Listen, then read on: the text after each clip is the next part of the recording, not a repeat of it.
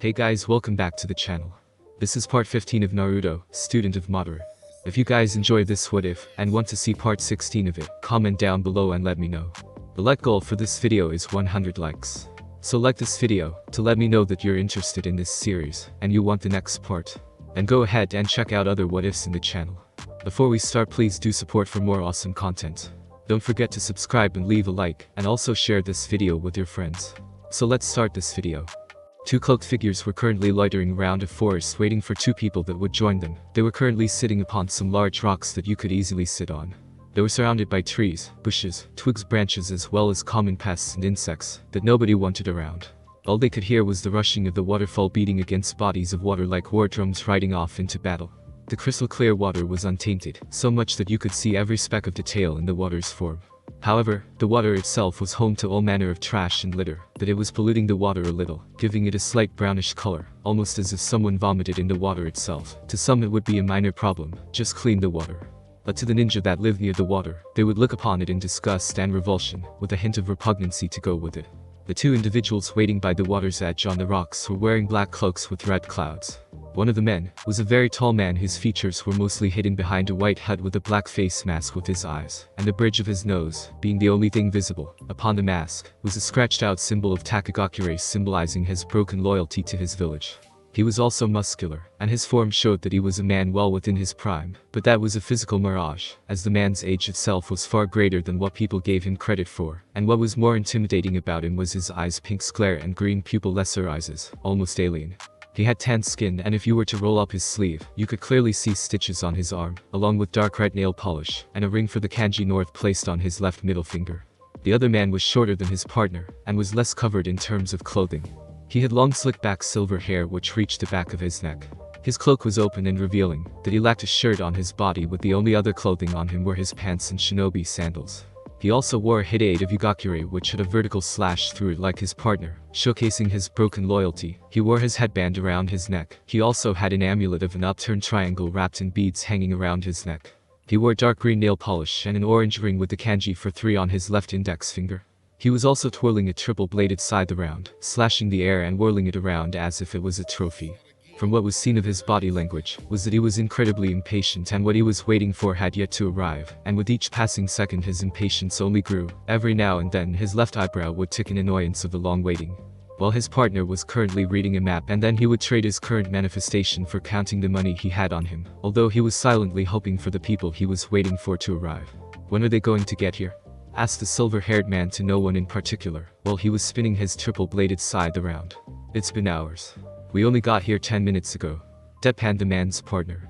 Besides, we would have actually arrived earlier, if we didn't pick up the bounty on the way here. You and your money. You know there's more important things in life. Spoke Hidan with clear disrespect and annoyance. Such as? Questioned Kakazu without taking his eyes off the map. He didn't really care for the answer because he knew what Hidan would say, but he kept up the facade of looking interested. Upholding to the ways of Jashin. Shouted out Hidan to the world, which made Kakazu hold back a sigh. As if you can talk. You and your stupid and pointless rituals is what wastes our time the most. I don't even see the point in religion, when you worship an imaginary figure, and pretend he's a god. Money and wealth is the only thing that truly matters, and you can only rely on money. Argued Kakazu, who tucked the map away into his akatsuki cloak. Why you? I should kill you. You blasphemer. The way of Jashin is the purest form of one seeking enlightenment through the slaughter of others. And money doesn't matter when you're dead, and besides we're always late, because of some bounty you want to collect. Killing for a purpose other than just killing is disrespectful to Jashin, and with death you can savor it. Feel the pain coursing through you is almost like ecstasy. Retorted Hidan, thinking about all the times he inflicted pain upon others and savored every moment. Kakazu scoffed at his partner, and narrowed his eyes in contempt of the Akatsuki member. Killing for a religious calling is meaningless, if you gain nothing from it, such as money. Killing for money was the perfect excuse for any type of murder. Well, it doesn't matter, Ryu and Konan shall be here soon, and we can get on with this mission and collect the money. Spoke Kakazu as he continued sitting upon the rock. Hidan huffed at him and stared into the lake before him. He didn't like the prospect of meeting Ryu face to face. Like Kakazu, he was a blasphemer who insulted his god and his religion. In Hidan's mind, Ryu deserved to die just for being that. Along with Kakazu, it was just as bad as he was. Kakazu, while having never met the person known as Ryu Yakuze, Kakazu didn't have any feelings towards him, positive nor negative. But he knew he would get along with Ryu better than Hidan. At least Ryu wasn't a religion-crazed sociopath who performed time-tasking rituals just to annoy him, and also this will be one of the few times he has met Conan in person, as a physical gathering of the entire organization was rare. He wondered briefly if Ryu and his partner got along, or at least could stand each other's presences, as Kakazu would admit in a heartbeat that he hated Hidan, and would be rather paired with someone else other than the immortal man. Someday Kakazu would kill the silver-haired man and would laugh while doing it, that is, if he could kill Hidan. Kakazu also felt uneasiness and hatred flowing through at the thought of returning to Takagakure, the village that betrayed him. He had accepted long ago a mission given to him by his superiors, to assassinate the Shodaime Hokage, the strongest shinobi in the world. Kakazu even now still heard the praise given out to the legendary shinobi, a man that was literally an army. Hashirama Senju. Kakazu had accepted the mission without qualm, and knew very well the dangers of such a thing, and the low success rate the mission had. He followed orders anyway, and tried to assassinate the Senju head. Although after the battle he was basically a mess, as he almost died from blood loss shortly after his fight, and was forced to return to his village in shambles. Instead of praise or gratitude for returning alive, and relatively one piece despite the odds of success, he was punished severely, and ashamed for his failure, which couldn't fully blamed on him, as the first was even more powerful than Kakazu had expected. His hatred for his home only grew as they turned their back on him, and always they reminded him of his one failed mission. In a fit of rage, Kakazu butchered the elders of the village that had nearly sent him to his death, and stole various kinjutsu from the village, including his signature jutsu, which would lead to his stitched-up appearance. And now he was being forced back into the pit of dog's hole, because of yet another mission. But given the amount of money Akatsuki is being paid for their services, he knew that he wouldn't enjoy his time in Takagakure, because they were all arrogant assholes. Like Hidan. Someplace else were two people sitting in a dark room, where nothing could be seen but a stray light bulb filling a small space with its glory. Under the light was a scroll with the kanji for human on it. One of the assailants had spiky golden hair and piercing blood-red eyes that could chill the warmth from anyone's body. The other had ocean blue hair and glorious amber eyes that sparkled like jewels.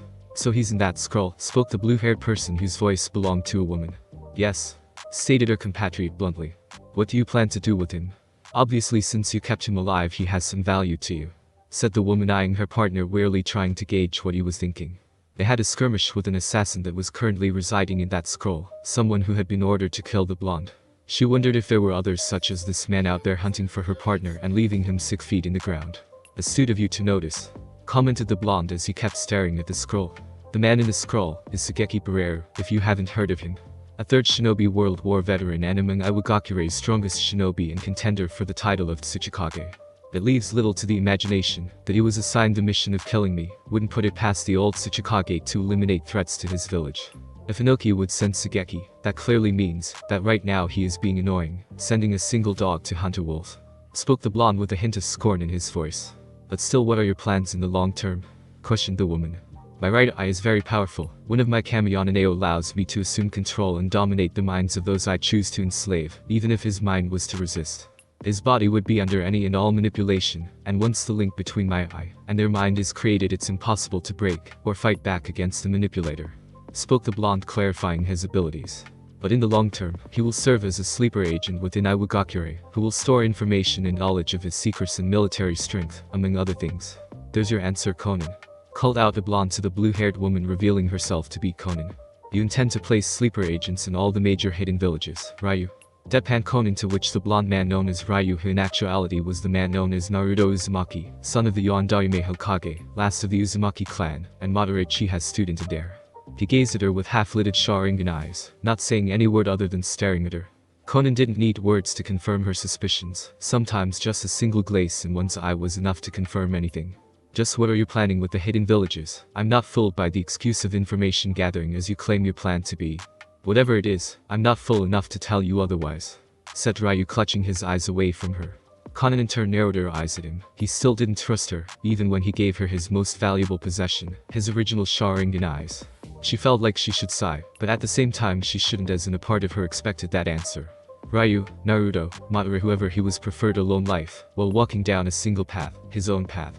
Naruto, walking under the light, his red cloud emblazoned cloak shining brightly, undid a small knot of twine wrapped around the scroll and unfurled the paper. In the middle were seal arrays with a circle for the kanji for human on it. The scroll itself was Sugeki's prison. Naruto, performing a single hand seal, unsealed Sugeki from the scroll, where a puff of smoke was seen, causing the blonde to take a small step back. When the smoke fully dispersed, it revealed the battered form of Sugeki. He had bruises, cuts, disheveled hair, and his eye patch was missing, having been lost during their spar. Sugeki seemed groggy, as if he had just awoken from a long sleep, and his vision was blurry, and he couldn't make heads or tails from what he was looking at. When his vision cleared, all he could see was blonde hair and red eyes staring down at him like an almighty statue, almost as if a god was staring down at him. Realizing that the person staring at him was Raikage, adrenaline pumping through him, his vision going red and rage fueling him, Sugeki hefted himself to his feet and prepared to punch Ryu in his smug, emotionless face with his right arm.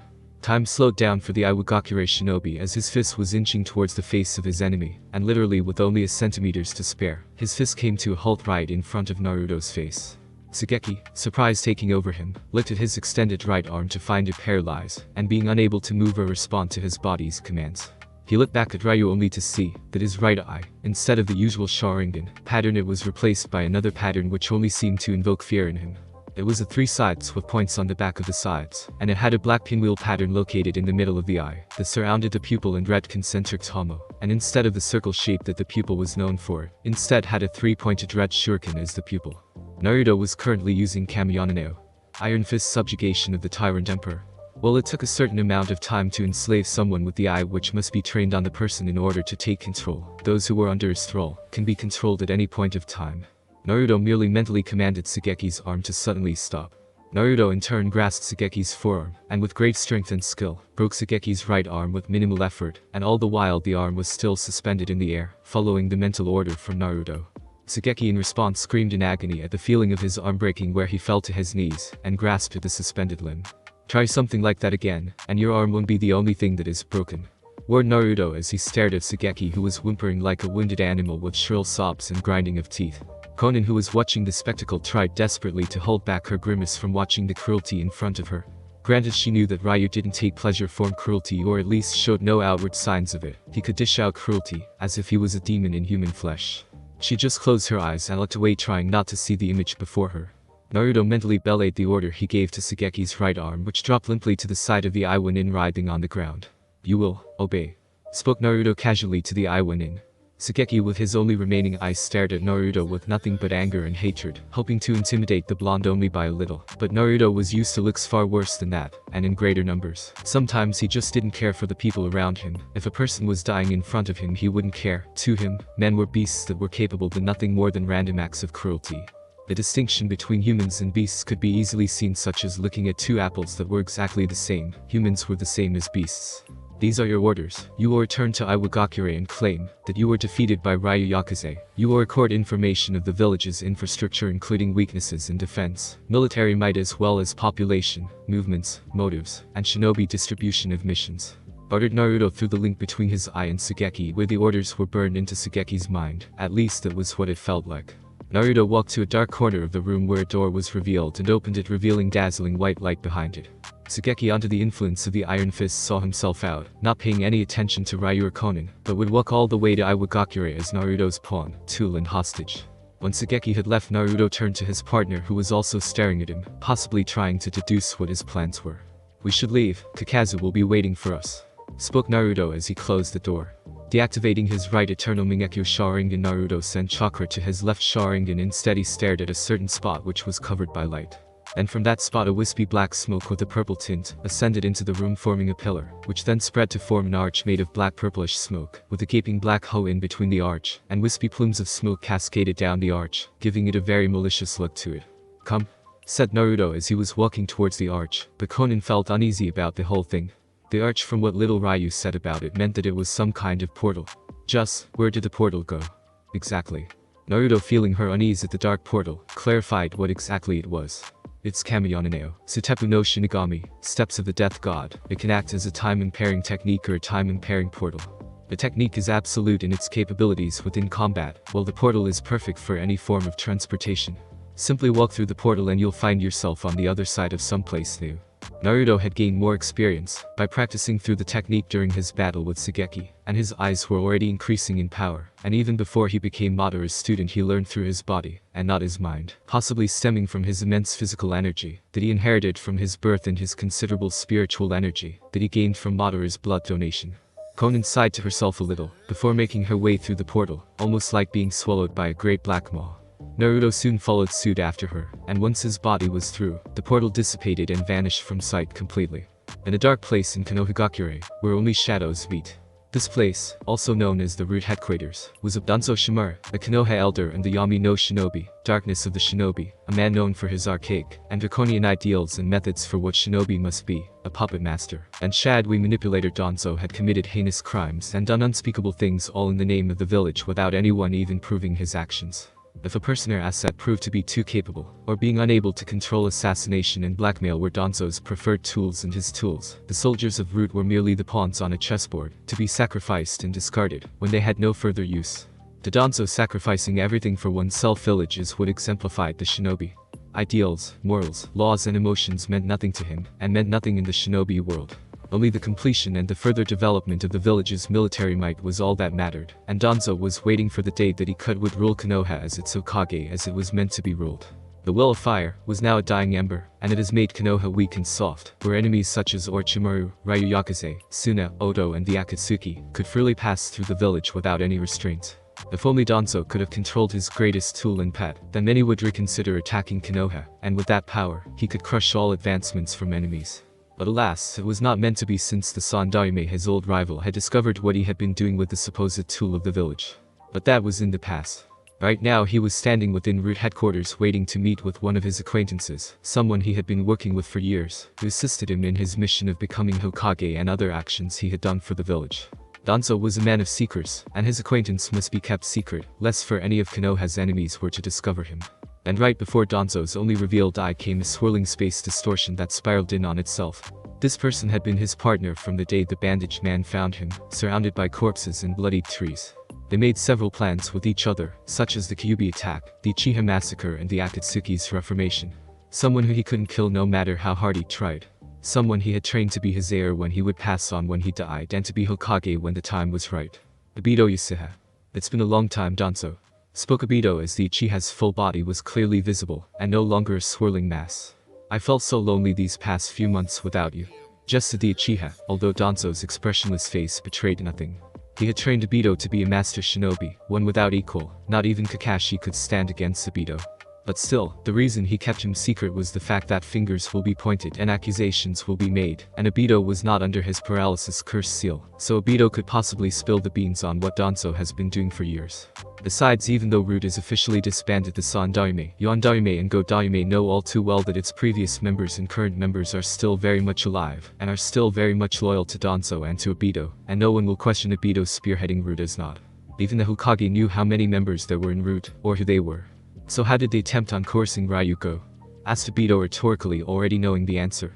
To Obito, Danzo seemed to narrow his lone visible eye in aggravation, or maybe that was a trick of the mind. But Danzo was also inspecting Obito's new attire, such as the Uchiha battle dress and the mask, along with a massive gunbai, tied to a chain jutting out of Obito's sleeve. Preparing for war, are we? Stated Danzo coldly, also asking a rhetorical question. Obito chuckled at the answer because that's what it would look like from anyone's point of view. Sort of. Spoke Obito as he rubbed his mask in contemplation. But still, I really want to know how your meeting with Yakuza went. I suppose it must have been positive, since he's currently running around the world causing trouble with each step he takes. Said Obito, his good mood going sour, and Danzo's left eyebrow to twitch in annoyance. I went in are among the most stupid and the most unreliable. I was confident that Yakuza had been fully subdued, and I could Koda Matsukami during that time period, but I underestimated Yakuza. His knowledge of Uzumaki Fuinjutsu is astounding. He was able to uncover the weakness behind the chakra suppression seal. Spoke Danzo with a hint of praise towards the blonde Sharingan wielder. Also, Yakuza wouldn't be let loose on the world if you hadn't failed in trying to make him our pawn in the first place. Obito hid his expression from Danzo behind his mask, but you could feel the aggravation being laced within the air, like a needle sewing itself into cloth. However, he never expected the revelation of who Ryu Yakuza truly was. A man with many faces. Naruto Uzumaki. Obito wondered if Danzo already knew of this revelation. Did he know that the son of the Yondaime had joined the enemy? Enemy in a sense, really, but the Akatsuki may turn out to be enemies. If Naruto had his way with the organization, his unique charisma can see to that, and his power will only cement his position within the organization. But still, Nagato was under Obito's thumb, like a chained dog. So long as he had the Rinnegan user under control, then Naruto won't make any move against him. Right now they were waiting for their other to make the first step to start their secret Cold War, but yet unseen from anyone's eyes. Obito had to ensure that Naruto's existence will stay as it was, as if the blonde was never meant to be. If not, and if the information that he was alive along with a powerful Keki Genkai and unmatched potential, he may have others lining up to follow him, and if the people of Konoha never find out that he's part of the Akatsuki, Naruto may use any support he would gain from the people, and use them to turn against Danzo and Obito, along with the Root faction. But still the game had begun, the pieces were moving and it was currently a stalemate, but already Obito has lost a piece, the knight, Kasame Hashigaki. If Obito were to capture that piece, then the most powerful piece on the board, the queen, Naruto, will use his might to take the kings, Nagato, and Danzo, and the game will be over. Therefore only a queen can battle another queen, so Obito and Naruto were going to play the game, to see which opposing piece would fall first. When you play the Game of Thrones you win, or you die. There's no middle ground. And death was certainly going to happen if Obito were to lose against Naruto. Obito could literally feel the power from that man. His chakra was large and monstrous and no less potent. His eyes were chilling and empty like his own. And his body was strong and fit, perfect for conquering any limitation, and a mind that was devious and cunning that no one could read until you found your head missing from your shoulders. Just how did Naruto get this strong in his life? He must have been trained extensively from a master with little to no equal. But his chakra was strangely familiar to the first Hokage. But Obito knew that there was no blood relation between Naruto and Hashirama, at least, not that he knew of. Thinking like that would get Obito nowhere. Thinking on the past was how you die early. Thinking to the future was how you kept your head and your power. Naruto is an enemy and a threat to everything he had created, and everything he had done. And all enemies must be eliminated. The plan must stay as it is, his plan and no one else's. Whether or not we have him under control is of no consequence. Yakuza is a rotten seed that will seep its way into everything we know. His skill and potential growth will only continue to grow, unless we pluck the sapling from its roots, before it fully grows into a tree. But still, when Tsunade announces his full heritage, the civilians of the village will be shepherded like sheep, and will no doubt give him their support, and rally behind him as his allies. That is if they don't discover his connections to the Akatsuki, but one thing we can count on is that, like lambs to the slaughter, Uzumaki will sacrifice them like pieces on the board. Drawled Obito to Danzo, who opened his one eye in surprise at the surprise news. Obito, seeing this reaction, decided to remind Danzo of who they were dealing with. "What? You didn't know?" spoke Obito sarcastically, which broke Danzo from his stupor. Ryu Yakuza and Naruto Uzumaki are one and the same person. Ryu is Naruto and Naruto is Ryu. I can't believe that you were unable to figure it out. Continued Obito with that smug voice of his. Danzo didn't respond to any of this, but tightened his grip on his cane ever so slightly. "So the Kyuubi lives," stated Danzo as he returned to his usual expression. "I don't know, the Kyuubi may be alive, or it may still be dead, however, I just happen to believe that the latter is fact, and not the other way around. But it does raise a rather interesting question. How's Naruto Uzumaki alive? I don't know, and I doubt we will ever have the answer," replied Obito. If he is Naruto Uzumaki, then what became of his whisker marks signifying his connection to the Kyuubi? Even if he died, he would still have the whiskers denoting his status as a weapon. Questioned Danzo, to which Obito shrugged his shoulders. "You know how I don't like pondering the ifs and whats or what might have been, but if only you had your hands on Takerufu a little longer, then this situation may have been averted. That Takerufu, he would have been much easier to control back then, he had such great talent and ability." Pondered Obito as he thought about the skilled Root agent. Well, former Root agents. If Hiruzen hadn't interfered, and if he hadn't disbanded Root, then maybe Takerufu would have been of use, aside from all my other agents, who were all mediocre at best. Spoke Danzo scornfully at losing his greatest agent, but he still had Tojibasu, who was already a powerful asset who was busy tracking down Ryu Yakuza. The Sandaime does like sticking his nose into others' business, but now that he's dead, Tsunade will not be an issue, as unlike him, she's not as strong as her teacher or her grandfather, and can be deceived with help from Hamura and Kaher. Besides, Tsunade was certainly in the dark about many things going on in her village, the dark secrets behind the leaves and underroots. However, the problem remains to be thorn cutting into our flesh. I have hired assassins from Kumo and Tsunade to deal with Yakuza. My spies also report that there are others out there hunting for Yakuza. But still, I question their competency over their missions. And when someone knows you specifically, you tend to know what you're thinking. Spoke Danzo, to which Obito nodded. "Don't worry about it, even if the assassins fail," said Obito, gripping Danzo's attention.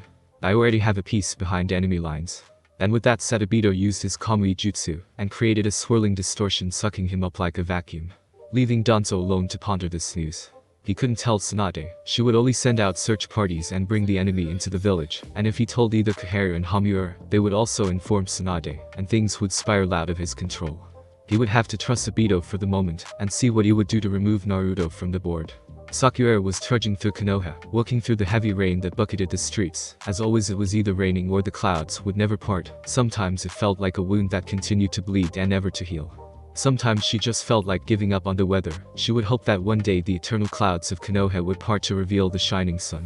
Speaking of the sun, the image of a certain blonde appeared in her head. The blonde she desperately wanted to see again. Sometimes she felt like she couldn't live on in the world around her. It's as if when Naruto died, a piece of her went with him. She would smile around her friends, but did she truly smile? To be honest, she found no point in smiling if she wasn't happy. Most believe that she had moved on with Naruto's death, but his departure has forever left a festering scar on her heart. Those who knew that she hadn't given up on the blonde keep telling her, "Get a grip of yourself and move on. Why would you miss that thing? That monster should have died sooner. You know this isn't healthy for you, besides why mourn for him? Stop acting so depressed and have some fun." Those were among the people that Ino would gossip to, and would offer their advice for her, believing that she deserved to be healed by others. Why continue on with the world the way it is? She didn't know. All she wanted was to hug a blonde knucklehead until his orange clothing was torn. She hadn't told this to anyone, but sometimes she would contemplate suicide, just to make the pain go away. Sometimes she dreamt of this subconsciously, where she would wake up with beads of sweat running down her body. This must have been how Tsunade felt. But she was able to spend time with the person she loved. Sometimes she would just listen to how Tsunade would talk about Dan. Although it would hurt the blonde women, it must have eased her heart knowing that there was someone she could talk to. However, she didn't have her pain erased quite so easily. She hardly knew Naruto aside from the fact that he liked her, and he loved ramen. She didn't even bother to get to know him back then. She was so selfish and bratty, but most 12-year-old girls were like that. Only did the slap that came to her face that Sasuke would probably never return her feelings, and that she had fallen in love with the wrong person when they became again in team. She was just sitting there and Sasuke came up to her and complimented the one thing that she hated, only to say that it was something Naruto would say. It was right before her eyes and yet she didn't see it. Now that she realized it, she never felt truly happy with Sasuke, and all the time she spent with him, he never truly made her smile, made her laugh, and he never brought about this warm feeling to her, almost like the sun. Sasuke would hardly look at her, and the only times he did he was either scowling, sneering or having this annoyed look on his face. He even openly insulted her multiple times, saying that she was annoying. What kind of person would say that to someone? Only to a person that someone hated. But when she was around Naruto and his silly antics and hyperactive enthusiasm, she found herself smiling, laughing, and most of all making as if the sun was beating like a heart inside her. She would admit that Naruto wasn't as good looking as Sasuke, but his big smile would more than make up for it.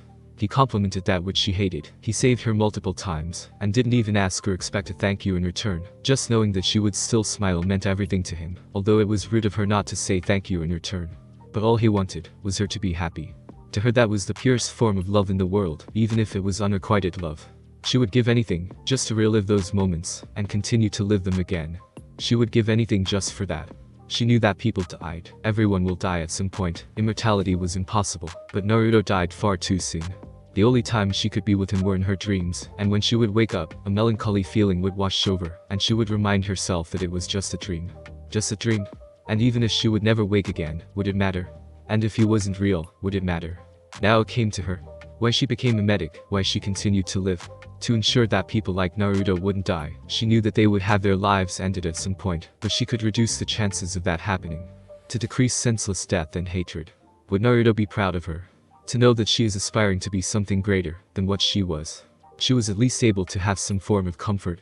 When she would work at the hospital, she would sometimes do checkups on the children when some of the other doctors were unavailable. She liked the times when she was around Naruto, would smile at the happy faces the children would wear and the smiles from their parents. She would admit that she was jealous over the fact that a future such as that will be out of reach forever.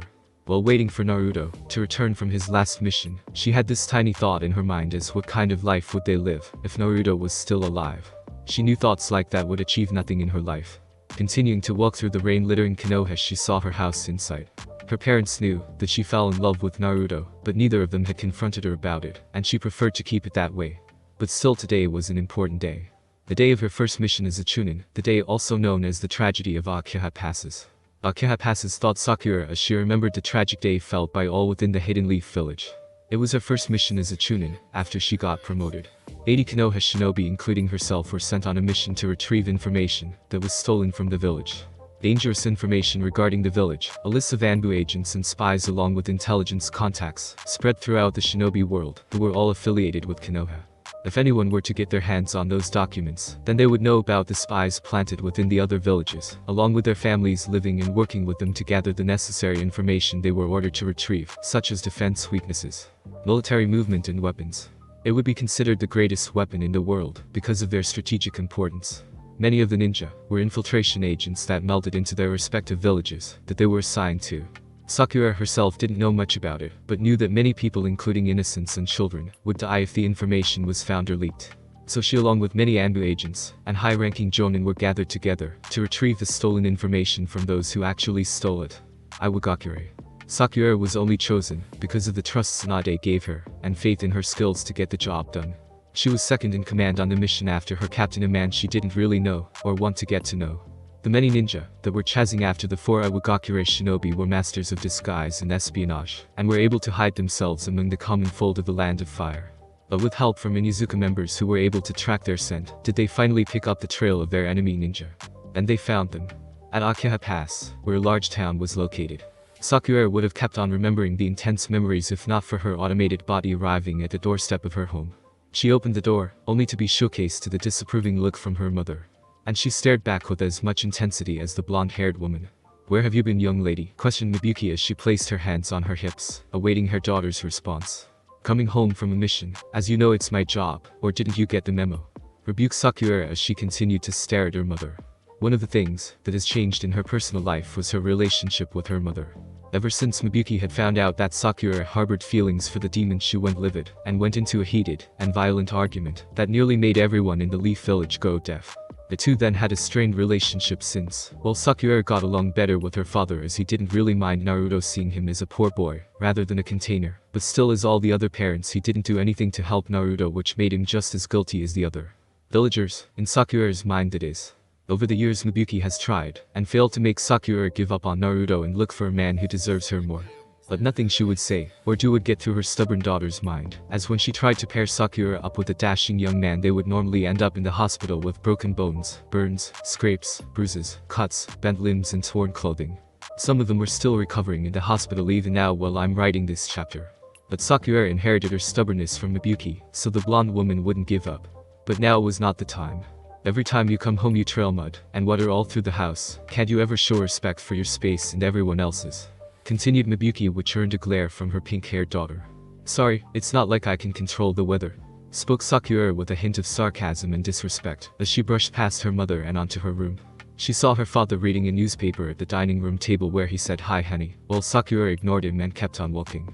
Once she reached her room she threw her backpack against the wall and removed her shinobi attire, and instead put on comfortable clothing just for the being lazy around the house. She now wore form-hugging pants and a simple yellow t-shirt, which fits her like a glove. With nothing to do aside from watching the rain batter itself against her window. Sakura took out a brush and paperwork and started writing down the report for her mission, and trying not to think of Naruto or Uchiha Pass. A few minutes later she heard a knock against her door, where she ushered the person in, revealing her father, saying that there was an Anbu at the door waiting for her. Apparently Tsunade had asked for her presence regarding an important matter to which she didn't know. On her way out her mother reminded her to take an umbrella to avoid the rain, to which Sakura without saying anything snatched an umbrella from her father, and left for the Hokage mansion. When she arrived at the mansion she was guided towards a special room where her mentor was waiting for her, sitting on a green couch staring out across the water-drenched village. "You wanted to see me, Tsunade-sama," spoke Sakura, clutching her hands and waiting by the door. "I wanted to see you to discuss some things regarding that incident," spoke Tsunade as her soft gaze landed on her apprentice, who was the closest thing to a daughter the older woman ever had. Sakura nodded at her teacher and took a seat upon a couch opposite her mentor. "This is about Uchiha Pass, isn't it, sensei?" said Sakura solemnly as she stared at the ground, desperately trying not to remember what happened. "Today is the anniversary. And yet we still don't know what truly happened that day," replied Tsunade as she stared down at the ground. "Sakura, please, tell me what happened. I want to know, not only as your Hokage but someone that loves you." Sakura looked up to see Tsuan with pleading brown eyes trying to make her open up, and a look that seemed almost like it wanted to heal a scar. "They blame me, don't they?" rebutted Sakura. To which Tsunade sighed as it was her analysis was correct.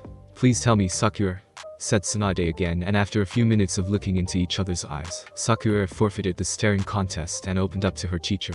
"Everything was going fine. We found the infiltrators and we had the information in hand," started Sakura, with Tsunade listening intently to the story. "The Hokage needed to know what happened. The grief-stricken families needed to know what happened.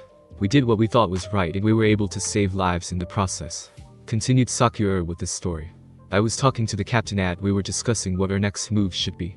He decided that we should destroy the information so that no one could have it, thereby protecting its secrets and protecting lives. I counted Sakura and she was right with the captain. Powerful knowledge such as that shouldn't be allowed in anyone's hands. After that, there was silence.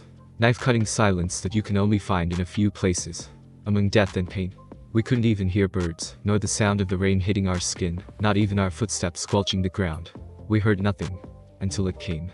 Spoke Sakura, to which Tsunade was sitting on the edge of her seat, as if watching a thrilling movie. What came? Sakura, tell me what it was? Queried Tsunade, wanting to know what happened. The first thing we heard was a scream. It sounded almost as if it was a wounded animal. Writhing in agony and surrounded by haunting whispers. One of my comrades said it was just some lunatic who ate some hallucination-inducing berries. But I just knew that it was different than that.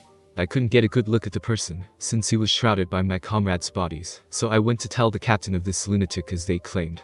Continued Sakura. The next thing I hear while talking to the captain was metal-piercing flesh, and cries of battle. Then as if a chorus, a symphony was being played, I heard screams that could shatter glass and wake the departed. When I turned to look, all I saw was a body flying towards me, and then I suppose I lost consciousness. She then felt a hand on her shoulder to see that her teacher had changed places and was now sitting next to her. What happened next? Asked Tsunade, which made tears form in the corners of Sakura's eyes, and like a flood, the tears trailed down Sakura's cheeks and her lips and hands quivered. Her whole body was shaking, hoping to not remember to what she woke up to. Please tell me, Sakura. I woke up in a sea of blood. In Kumagakure, among the mountains and clouds, high above the sky, always the light blue of day, things were bustling and turning about as they normally would with the villagers of the Lightning Village. In his office was the Raikage signing off documents and approving missions for his shinobi. He had been contemplating recently the raid on the Kagaru temple, and the theft of the sacred Tamajiri no Tsurugi. A black blade of massive power if used in the hands of a master. He had to have the blade back in Kumo's possession, where it rightfully belonged. That's why the Raikage would send one of his best agents as both a motive to eliminate Ryu Yakuza, retrieve the Tamajiri and receive funds in the process from a rather wealthy contributor Danzo. He heard his door knock and he ushered the person in. The person was a slender and cute-looking woman who appeared to be in her early 20s. She had blonde hair which was slicked back with two long strands styled into a distinctive antennae-like appearance which pointed towards the back of her head. She had vivid green eyes, and she had a light coat of pink lipstick. She had a slender herbless figure that could make men drool at the very sight. She wore black opera gloves with spikes on the knuckles and long skin-tight leather pants, black high-heeled shoes which she could easily walk in, and a Kumagakure flak jacket, to which she also wore a leather bikini underneath, and had a tattoo on her right shoulder, which was the kanji for islands, and a spiked choker chain wrapped around her neck. "So, you called for me?" asked the girl rather innocently. "Yes, I have need for your talents, and you're the only person I can trust for this mission, since if I send B, he will most likely screw the mission up, and get lost in the process, where he could go on a holiday for who knows how long," spoke A as he rubbed his temples. Okay, so who am I killing this time?" questioned the woman as she started to stretch. "Ryu Yakuza, and you will also acquire the Tamajiri from his possession which he stole from Kumagakure," spoke A, gaining the woman's attention. "Okay, fine, I just hope he's handsome. Hate to kill a good-looking guy," spoke the blonde-haired woman.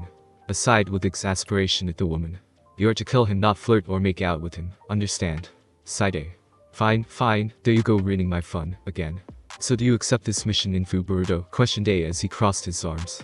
"Fine, but can I flirt with him, just before I kill him?" queried Infu, which made A drop his head, which meant that the answer was yes. He gave up easily since the girl was stubborn as a rock, so it was near impossible to convince her otherwise. In Sunagakure, among the sand, wind and heat to which the country was famous for, the blistering, blazing fires on the wind were obscuring the true intent of its leader. Gaara, the young man who was chosen to be the new Kazukage for the village hidden in the sand. Gaara had suffered along with the rest of his kind, the Jinchuriki. He soon learned to hate his environment, and his eyes held contempt for those who wronged him. To prove his existence, he felt that only killing those could possibly tell the world that he was among its people.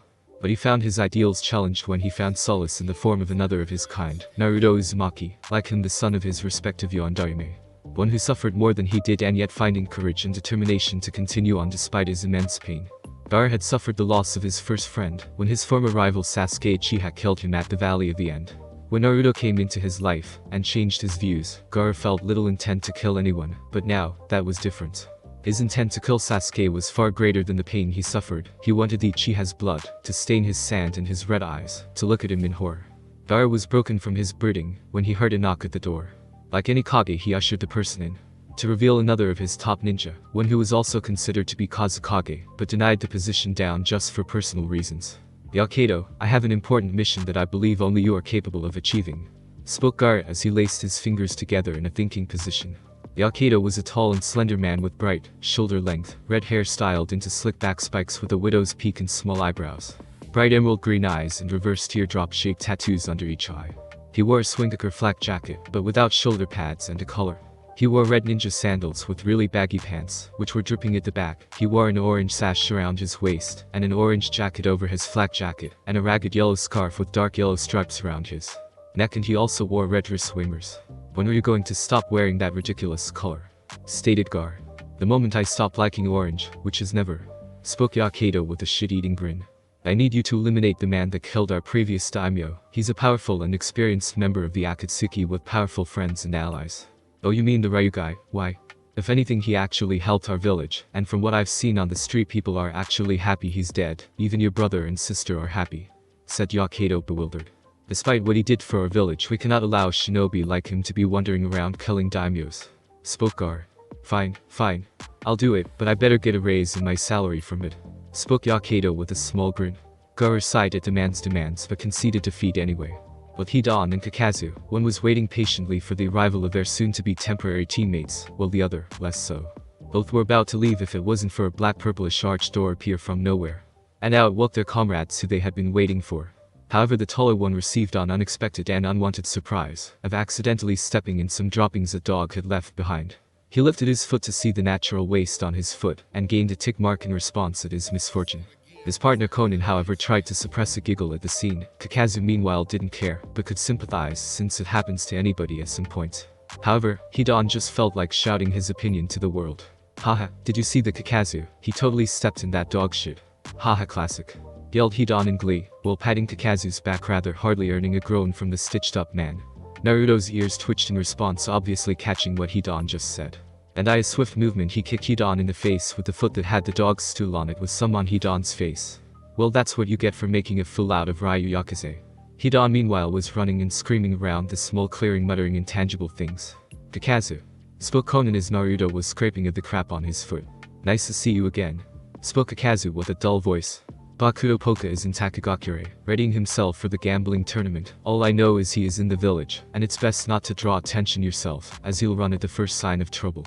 Naruto and Conan nodded at the ancient shinobi's words, and followed the man through a waterfall that would lead to the village, with Hidan glaring at Ryu, and soon they made their way into Takagakure, where they began walking around the village. There were canals running through the streets forming various loops, and twisting ways with people riding on gondolas for various reasons such as transport, romance, friends helping out other friends. The entire village smelled like clean fish, as such a smell was actually possible. But the village was surrounded by a giant lake which must be home to plenty of fish. And across the lake was a massive tree which acted as a roof to the village, and hiding it from view of enemies and allies alike. But still the tree did not shroud the light of the sun from view, and it was enough for clear visibility. But one thing which interested the blonde was Kakazu. He could feel the anger and hatred radiating off him. Naruto could empathize with Kakazu since Naruto himself, but had been treated in a similar way. He had heard about Kakazu's past in the village, but didn't pry either out of respect or simple lack of interest in the subject. He could also feel Hidan's stabbing gaze on him, almost as if Hidan was hoping to kill him with a frightening look, but since you couldn't kill people with a glare, it had little effect on him. Conan was her usual self, but was actively looking at her surroundings and taking note of what was actually around her. And in her opinion, the village had a certain elegance to it. Kakazu was seething with every step he took. His anger was so great that he might have actually burned the ground where his feet were. But still, as the Akatsuki's treasurer, he would have to collect funds for the organization, and money was indeed important to their plan, and they had the chance to hit a huge stash of cash from the nobles that were after Bakuto's head. "We will never find Bakuto within the village, no matter how good a censor you are, Ryu. He has a way of hiding from his debt collectors. He will only appear at the gambling tournament that is being held tonight at the local casino. Bakuto never misses a chance to gain money in clean ways," spoke Kakazu to Ryu and Conan, completely ignoring Hidan. "Bakuto has a habit of betting mostly all of his money on gambling and other things. We first need to collect the money from him and then leave with his head. Should be rather simple, but he also has a streak of cheating to his name. But since the tournament will be centers around his favorite game, I don't expect him to cheat, but he will win above all else," continued Kakazu, recounting of what he knew of Bakuto. So therefore, we must look the part to gain an upper hand on Bakuto. Stated Conan, which made Kakazu nod. Looks like we will be going shopping. Ryu's paying. Spoke Conan, causing said blonde to raise an eyebrow. All three went their separate ways, to go shopping for their disguise mission, leaving Naruto to wander around the village, for already having a suit in his possession, and already giving them the money. He saw how the people would mill about in their daily lives, not giving a care in the world. Sometimes he would look across the lake, and see it glitter and shine, as if life was cemented into the water. However, he noticed a strange abnormality. People were currently cheering and drinking alcohol and partying with friends. To Naruto, this was not behavior appropriate for a gambling tournament. No, this was different. Perhaps this abnormality had to do with the time of year. He also noticed that people were setting up booths for games and food, along with drinks and toys and accessories. There were water shooting games, and if you win you earn a prize, and ball games where you had to get as much balls in the clown's mouth, and you won a prize. And many lanterns were being strung up on strings. They glowed with noble magnificence, that the blonde had only seen a few times. He saw children run past him pretending to be ninja with their wooden kunais, katanas and shuriken, while wearing fake hidaites with badly scribbled on symbols of their village, and they were laughing and playing with little care in the world. Almost as if nothing will go wrong in their little world. If they became ninja, they probably wanted to join for glory and awesome action. Their innocence almost brought a smile to Naruto's face. Almost. As a child, he never had any innocence. He didn't think he had any from the day he was born. He went through things those children should never have to go through. It didn't matter. None of that mattered. The blonde continued on walking. A few minutes later, he brushed past someone who could possibly give him answers on what was happening around him. "Why, hello there, young man. Are you here for the Spirit Lantern Festival?" Spoke a humble-looking old woman who appeared in her early 50s. She was currently hanging up lanterns by the time Naruto walked by. "No, just passing by, and to be quite honest, I've never heard of the Spirit Lantern Festival." Spoke Naruto impassively, but this Spirit Lantern Festival intrigued him. The only other festivals he had been to were the ones in Wave Country, and the Kyubi Festival where the villages would play their favorite game of fox hunt. While this is a revered festival of Takagakure that has existed since the near beginning of the village. "Would you like me to explain the history, young man?" To which it earned a slight nod from the young blonde. First, to start off, there were two warring clans that had been feuding with each other for many centuries. Spoke the woman, but was interrupted by Naruto. The Senju and the Uchiha clans. No, but they were similar. They were called Shin clan and the Rai clan.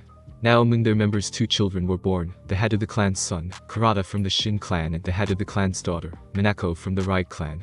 One day both were walking through a forest by a river where the two of them happened upon each other. They say it was love at first sight. Spoke the woman, with Naruto listening intently, noting that this tale sounded eerily similar. After that day, they met up every day by the same spot every time the sun would set, but instead of speaking they would send each other lanterns, and written on the paper they started conveying their feelings for each other. But when the fighting between their two clans intensified, the violence increased, and Kurata lost his life during one of their battles.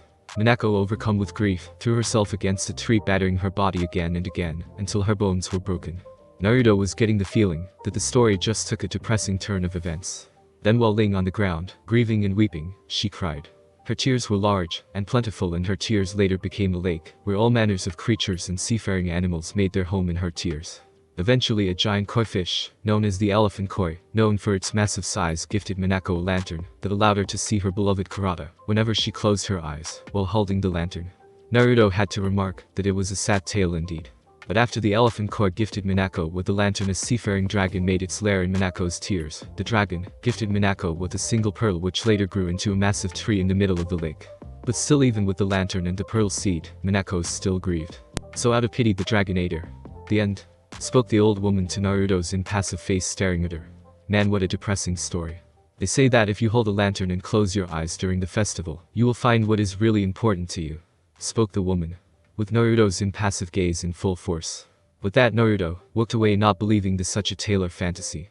He continued walking before he found a pitiful sight before him. Join the religion of Jashinism. Jashinism will show you the true way to enlightenment and, above all, a place by his side in paradise. Yelled a voice that was familiar to Naruto. He peeked over a person's shoulder to see Hidan attempting to convert civilians and shinobi to join his religion. To Naruto, if there was anything more stupid than that story he was told was the religion of Jashinism. Besides, no one was actually listening to Hidan, not even a crowd had gathered around him. Religion was a useless thing to him, so why bother following after a god that clearly doesn't exist? So with those thoughts in his head, he decided to leave. Hidan, seeing Ryu within the crowd and attempting to leave, tried to stop him by forgiving him. So he ran through the non-existent crowd to catch up with the Sharingan wielder. When he caught up, he placed a hand on the young man's shoulders. Ryu, hey, listen, I know we didn't have the greatest of introductions, but I'm willing to forgive you if you join the followers of Jashin, and together we will spread our great religion to the corners of the world, where everyone will adhere to the laws of Jashin. Spoke Hidan, getting ahead of himself and over-enthusiastic about his religion. What? Stated Naruto, which made Hidan face fault and fall on the ground in exasperation. Why would I want to join you following? Said Naruto, referring to the fact that the only follower of Jashin he knew was Hidan, and the fact that Hidan failed to convince everyone of his religion just meant there was little profit from converting to Jashinism. Don't you seek enlightenment? Spoke Hidan as he got off the floor with his gobsmacked face in full effect. No, answered Naruto bluntly. Besides, anyone that joins Jashinism are fools, really. Spoke Naruto as he started walking again away from Hidan, who was fuming where he stood. Naruto basically just called him an idiot and ridiculed his religion. Although Hidan would allow Kakazu to get away with it because he was his partner, but from Ryu he guessed it was acceptable to kill him. Hidan readying his scythe, he threw it at Ryu downward, so the pointy end would come down on top of him and kill him, while the silver-haired man smirked victoriously as the blades inched closer and closer to Ryu's shoulder, which would make him bleed to death on the floor. However, before he could blink, saw Naruto catch the scythe and flip it over his shoulder, which carried Hidan and slammed him on the ground a bit away in front of the blonde, which created small dusted cloud and a spider web crack to form on the ground. The follower of Jashin groaned in pain, but he didn't have enough time to pick himself up. He found his weapon being tugged away from him while he was still holding it, and before he knew it, he found Naruto's foot in his face again. Those actions caused a little fear to travel through the civilians who were watching. Naruto, realizing that Bakuto may be watching, decided to leave and act normal, so Bakuto will not suspect anything. So Naruto swiftly and quickly disappeared from sight, leaving Hidan alone. When he got away from his previous location and was now next to the lake which Takagakure was known to have. Unfortunately, Hidan just had to follow him, since Naruto could feel the religious man's repugnant chakra closing in on him. Naruto, unafraid of Hidan, just waited where he was for his fellow Akatsuki member. "I'm going to kill you," shouted Hidan as he swung his scythe at Naruto, who easily dodged it. Naruto jumped onto the water to escape Hidan. He didn't feel like fighting all that much, and preferred to just wait for the gambling tournament to begin, so he can get away from Hidan and his annoying religion. When Hidan also landed on the water using his chakra to keep him afloat, Naruto conceded and ready to fight Hidan, but as always he wouldn't go all out on him. He always wondered why. Maybe he did inherit some habits from Madara. "The goes all out on a child," was his mentor's words. Besides, it was fun holding back. Naruto unsealed his scythe ready to combat Hidan. He also channeled chakra into his right eye, and this was a perfect time to snuff out the traitor, even if it was Hidan. But controlling Hidan also had its own reward: to wrest the Akatsuki from Obito's control. The only way to do that would be to take control of its members. His Kamiyananeo would see to that, for it was impossible to break free from the control of the eye. Once under its effects, you would be just a slave to carry out its master's command. Meanwhile, an old man with a cane was walking by and saw the two shinobi preparing to fight each other. "They better beware of the Inagi," spoke the old man, before he hobbled off somewhere, not caring about the ninja powerhouses. Naruto and Hidan charged at each other, and their weapons met with a loud clash, with Naruto blocking Hidan's downward slice and causing water to fly everywhere. Naruto, in an amazing feat of strength, pushed back against Hidan's side, which caused the silver-haired man to become unbalanced and lose his footing, allowing time for Naruto to kick him away and across the water. Hidan, in retaliation, threw his scythe at Naruto, who saw it coming with his Sharingan, and was able to dodge it, only for Hidan to redirect it where it was now aimed for Naruto's back. Since the weapon was not made of chakra, Naruto couldn't sense its incoming attack, but with his Sharingan he could see the ripples of Hidan's muscle, and was able to deduce what he was able to do, so he backflipped in the air, avoiding the scythe. When Naruto looked up, he saw Hidan with his scythe buried in his abdomen, and his blood dripping into the water, and a horror-stricken look in his face. "Ow. Ow. You dickhead, do you know how much that hurts? Oh god," yelled Hidan, which made Naruto raise his eyebrows at him in unexpected surprise. Never in his life had he met someone who could survive a blow like that, and to look completely fine. Within a moment, Hidan pulled out his scythe and cracked his neck. How was he? Is he immortal? No, there's no such thing in the world. Even the legendary sage of the Six Paths was still mortal, even with his godlike powers.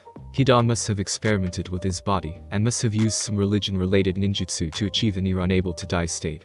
But still, he will die at some point, even he must admit that with his so-called immortality. He must require nutrients to maintain his body, and I don't believe he is impervious to age. It seems that my only choices now are to wear him down until he can't fight back, or take control of him, or cut off his limbs, so he won't be able to do anything other than to bit knees off. Thought Naruto, deducing and uncovering the mechanics of Hidan's jutsu. He's a close quarters melee fight. He uses his immortality to his advantage, so he can continue fighting even with 5 swords in his chest, but it seems that it still causes him pain on some level, and his wounds regenerate at a remarkable level comparable to my own. But still he must have jutsu that would cause debilitating damage on his opponents, or he may use his immortality to some degree revolving around his jutsu. I may need to use teachings of the monastery, should I be too injured in my battle. Because I have the feeling that normal medical ninjutsu will not be enough to save me, should I be injured. Thought Naruto, referring to one of his most powerful abilities. Currently in Hidan's mind. Yes, kill, kill, kill, pain, lots of pain, kill, kill, kill. Not in Hidan's mind. With those thoughts, Hidan rushed at Ryu again, who fell into a defensive stance ready to combat his fellow Akatsuki member. Hidan jumped into the air and swung his scythe down, trying to split Naruto's skull open, but Naruto cartwheeled away and tried to kick Hidan, who blocked the kick with his scythe, and took out one of his retractable spears, and tried to stab Naruto in the shoulder, who blocked it with his scythe. And with amazing agility infiltrated Hidan's guard by closing the distance between the two of them, and slit his throat with amazing speed, and pushed against the side to get some space between him and Hidan, where he saw the member's blood splay everywhere and staining his clothes. Ow. You fucker. Screamed Hidan as he gripped his neck, and his yells were loud enough for the entire village to hear. Do you know how much that fucking hurts? I don't know, since I've never had my throat slit before, replied Naruto with an annoying smirk that could piss anyone off. Gripping his triple-bladed scythe and spear, Hidan charged at Naruto in a berserker rage, not caring if he got hurt in the process, so long as he killed the Sharingan wielder. And now Ryu was the most annoying person in the world aside from Kakazu, that Hidan would love to kill without savoring his death. Konan meanwhile was walking through the village after she brought a dress she liked from a high-class shop. She was currently wondering Ryu, more importantly his health, since he took a kunai to the skull, and he seemed perfectly okay. I mean, who survives such a thing? She then heard shouting and looked across the bridge she was walking on to see 2 buffoons duking it out, and she sighed when she noticed one of them was blonde. Kakazu had bought himself a nice suit with Ryu's money, since he didn't like spending his own money on himself. He was currently thinking what else he could buy until he heard shouting, where he looked to see 2 idiots trying to stab each other, and he sighed when he noticed one of them had silver hair and a big scythe. Ryu was on the defensive. He underestimated Hidan's penchant for violence, because it was that so-called violence that was putting him on the defensive. When Hidan would try to slice him with his spear, he would toss around his scythe with amazing ability and redirect it, aiming for his cider back, so to keep his attention on the psycho's main weapon. Or he would reverse the tactics, but other than that, his movements were wild and savage, and it made him unpredictable, since he was relying on his instincts, and not his intelligence, not that Hidan had any to begin with. Naruto jumped away from Hidan and sealed his eyes while going through hand seals for a jutsu. Cotton. Fukutachi Kawa, said Naruto as he channeled chakra into his hand with the appearance of a blowtorch, and when Hidan was close enough, he unleashed the built-up fire chakra as a massive stream that would burn everything in its path, and creating a huge steam cloud from the superheated water. Naruto scanned with his Sharingan for his opponent, but the steam blocked his view, and will continue to block it until it clears up, and so in the meantime, he unsealed his eyes and readied himself for battle. He could now clearly feel Hidan's presence coming in form behind him. His disgusting chakra was like a bright light in the dark, very distinguishable, so Naruto performed a sweep kick where Hidan was swept off his feet and onto the water, where Naruto repeatedly stabbed him with his scythe over and over again, making the water red with blood, and to stain Hidan's coat even more. Some splotches of the red liquid even landed on Naruto's face, which did little to stop him. In fact, it made his appearance all the more frightening. Once he was done, Naruto jumped away from Hidan, and the steam was finally clearing, revealing Hidan moaning in pain and shouting curses at him. Naruto noticed that Hidan's clothing from his right shoulder to his hip was missing and burnt in places, and the left side of his torso up to his face was covered in third-degree burns, but his right eye was perfectly fine, barely shielding himself from the fire release jutsu. Hidan hefted himself onto his feet with his chakra still supporting his body. "It will be a virtue in ending your life, blasphemer," shouted Hidan as he pointed his scythe at Ryu, who he really wanted to kill.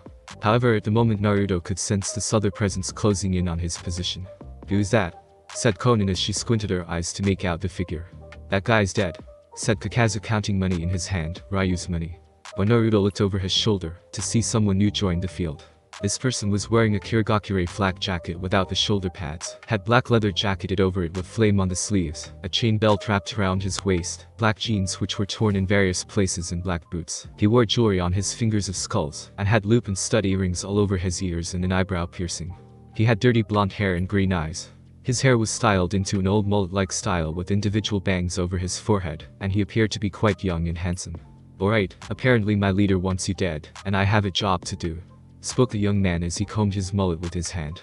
Hey, get lost, only I get to kill him, shouted Hidan. The Kurogakure nin just looked at him oddly, before focusing his attention back on Naruto. Hey, name's Morodi, spoke the Kurogakure nin. He pulled out something from his jacket which appeared to be cue cards. If the target displays aggression, memory loss, remorse, rejection or shows nothing at all, elimination is advised. Boy, did they send the wrong for this job, mumbled Morodi in contempt. Sorry about this, you know, my job. As he pulled out a sealing cross in front of him. No problem, said Naruto, shrugging his shoulders. Morodi pulled out what appeared to be a custom sitar and started strumming on the strings. Dance, water, dance, yelled Morodi as he started strumming away on the strings of his sitar, which was making the water around Naruto and Hidan to rise and form musical notes, which quickly began to swarm around Naruto, who channeled lightning chakra through his sighs, causing them to become sharper and would induce numbness. Hey, what about me? Yelled Hidan. What about you? Said Morodi, which made Hidan face fold again. Naruto was twirling around and cut, stabbing and slicing his way across the water's surface, destroying the musical knots made of water. This was Morodi's jutsu called Michikaramimo, musical notes, which swarmed the enemy in numbers, and barrages of water which would cause concussive damage to the enemy, when the notes would launch themselves at the owner. Morodi was able to manipulate them, because he could combine music and chakra together to create powerful attacks, and no, this isn't a Keki Genkai. When Naruto had dealt with all the musical notes, he rushed at Morodi, who created rising pillars of water to stop Naruto, but it did little work since Naruto easily dodged them thanks to his Sharingan. And in a span of 8 seconds, Naruto had disabled Morodi and knocked him into unconsciousness, and sealed him in a scroll with the kanji for human on it. The Sharingan wielder turned back to Hidan, who looked ready to fight, and from watching that little spectacle he was even more pumped to fight Ryu. And the last thing the Kurogakure nin said was they really sent the wrong guy for this job. Naruto rushed at Hidan again, who threw the metal capable from his side which attached him to his side around Ryu, and was actually using his brain and not his brawn. Naruto saw this, but by the time he could react it was too late as he was bound by the cable, and Hidan jumped in the air, ready to skewer him with his side. Naruto replaced himself with a floating log that was not too far away from them, but he did get a small vertical cut on his cheek. Maybe he was getting too carried away with this fight, and besides he liked getting wounded, and he was wounded multiple times in his encounter with Kasame. Well, he was holding back his power at the time. But you get the idea. Naruto with great speed and strength flew through the air performing a flying kick. However, the strength and power behind the kick was so great air around Naruto started to condense, and began taking a new shape. The full body of a green with dark green stripes of a pouncing tiger surrounding his entire body. It was one of Naruto's most powerful taijutsu moves. Savage Flying Tiger Kick, roared Naruto as he slammed his foot against Hidan's abdomen, causing the silver-haired man to cough up even more blood, and for him to go rocketing backward off the lake, and apparently hitting the wall right next to where Kakazu was sitting. The impact from the kick was great enough that it caused the wall to be destroyed into small pebbles. Luckily for them, it was a building which was going to be torn down for construction, and made into a shoe factory. Do you need help? Asked Kakazu sarcastically as he peered into the building's hole, and all he could really see were Hidan's legs sticking upward toward the sky. You know what, Kakazu, eat it dick, said Hidan as he got up off the ground and massaged his head. I felt like I'd been kicked by 10 circus clowns. With that sentence, Kakazu's sweat dropped at his partner, wondering how he could come up with such a thought. But still, I have this, said Hidan, picking up a dirty old shoe. The old building was originally a shoe factory, so it's just going to be refurbished. I don't see how a shoe will kill him, deadpanned Kakazu, who was still counting his money. Hidan, seeing the shoe in his hand, threw it at some poor man who was just passing by. Know this, said Hidan, pulling up his side, which had the smallest amount of blood on its tip. He finally had what he needed to kill Ryu. Bringing his side to his tongue, Hidan licked the blood off it, almost savoring it. People who were around the area quickly began to flee the area. But not because of the two brawling shinobi. Kakazu, being acquainted with Bakuto, could recognize the man's chakra signature, and he was happy to know that Bakuto's signature wasn't close by. Hidan took out one of his retractable spears from his cloak, and stabbed himself in the hand, where he allowed his blood to drip on the floor, coating it in red. Naruto's piercing eyes could see a figure deep within the water. But the murkiness was obscuring his vision, but he decided that it was of no threat. Hidan pressed his foot against the blood and started drawing a circumscribed equilateral triangle. And soon after that, Hidan's skin turned black with white markings across his body, giving him the appearance of a skeleton. Yes, now Jashin, I give you a sacrifice, yelled Hidan as he lifted his arms in the air as a salute to his god. Kakazu, give me all your kunai, shouted Hidan, which made Kakazu huff in annoyance, but complied where he handed the loud man his kunai. Naruto quirked his eyebrow at the scene, but yet made no movement against Hidan. With his scythe in hand and Naruto's blood in his mouth, Hidan rammed the sharp object into his stomach, causing blood to spurt forth from his wounds. Naruto also felt this warm feeling coming from his stomach where he looked down to see blood dripping down his cloak, and soon he coughed up blood, but he didn't worry. There was no need to worry, because wounds are nothing to him. Konan, who was watching what was happening, could see the red splotches on Naruto's cloak, and she of course knew what it meant, but she was worried for many other things. But decided not to think about it. This was not a time for thinking. When you break through the pain, it becomes ecstasy, said Hidan with his scythe still in his body. He took out a kunai and started grazing it across his chest, creating a large wound on his torso, which also meant Naruto gained the same wound. Hidan then stabbed the kunai just under his right breast, and he loved every moment of it. And of course, Naruto also received the wound where he looked down to see the red splotch appearing on his cloak. He then felt multiple punctures in his body, followed by pulling red around his body. He looked back up to see Hidan stabbing himself with kunai, until he looked like a porcupine with those weapons in him. Naruto, deciding that he didn't want to die of blood loss, was about to use a special ability unique to him and only him. His own individual ability, one that didn't require the Sharingan. Teachings of the monastery, thought Naruto as he used his ability, and instantly white mist started covering his body where his wounds were supposed to be. And in a matter of seconds they had healed every wound, as if it was never there to begin with, not even a scar. Even the injury in his stomach was quickly being healed.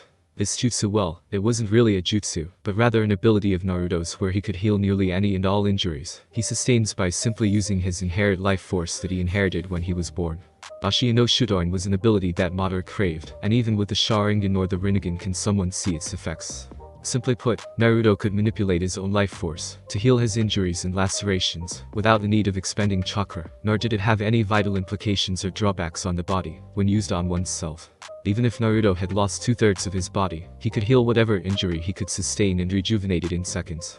However, the more complicated the injury, the more time it would take to heal, and this was especially so for Naruto's eyes. Because of the vast amount of chakra and power they could exceed meant that it was the most difficult to repair, and because of their complex makeup.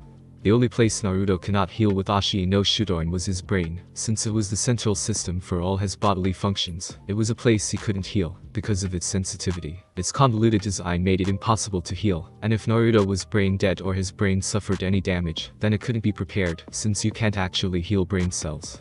He was lucky that the kunai he took to the head nearly hit his brain. If he hadn't used the ability before he got hit in the head, it wouldn't have healed the wound, and the kunai would have gone completely through his head.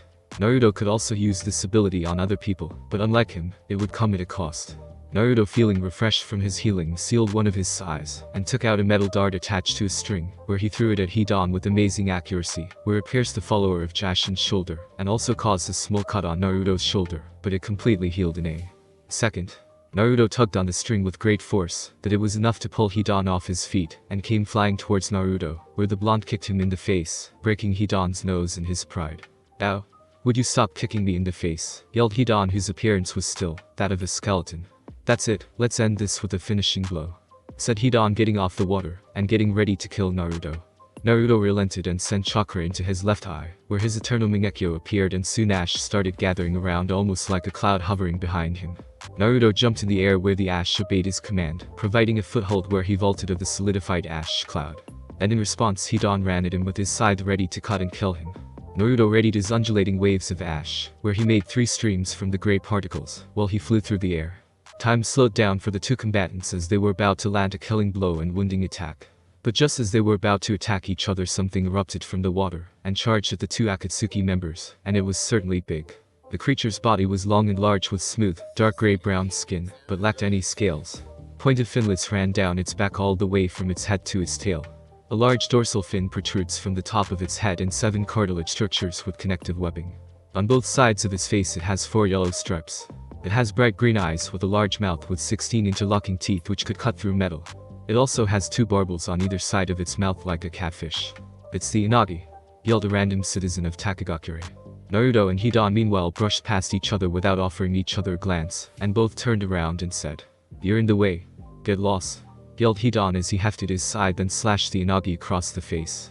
"You're in the way, get lost," spoke Naruto calmly, and directed his ash to attack the giant eel which struck it in the face.